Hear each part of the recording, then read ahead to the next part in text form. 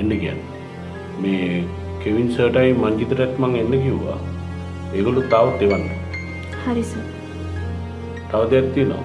Meeting එක පටන් ගත්තට පස්සේ කිසි කෙනෙක්ව ඇතුළට එවන්න එපා. මොකද මං කැමති නෑ මැදින් එක එක්කෙනා ඇවිල්ලා යනවා. ඕකේ සර්.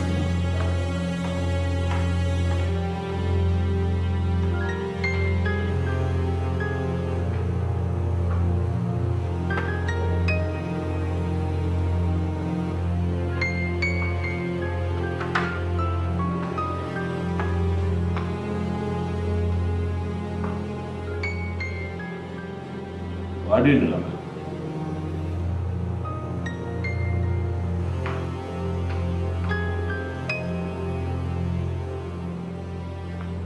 තාත්තා කොහෙද? වාහනේ ඉන්නවා සර්. එන්න කියන්නද? තාත්තට එන්න කියන්න ඕනි වෙලාවක් තියෙනවා. දැනට දුවත් එක්ක කතා කරන කල් තාත්තට මං කිව්වා වාහනේට වෙලා ඉන්න කියලා.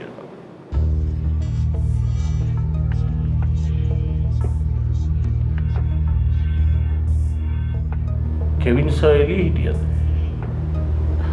නෑ සර්.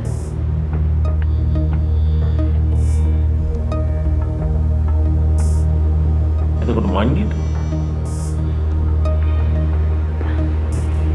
දැක්කේ නෑ සර්.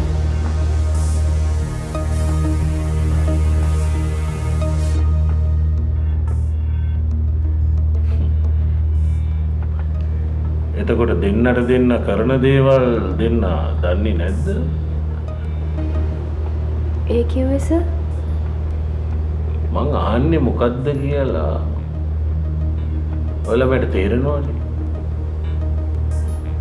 මේ කම්පැනි එකක් ඇතුලේ නොකල යුතු දේවල් ඔය දෙන්න කරලා තියෙනවා. ආන්නේ එකත් මම දන්නවා. අනේම නෑ සර්.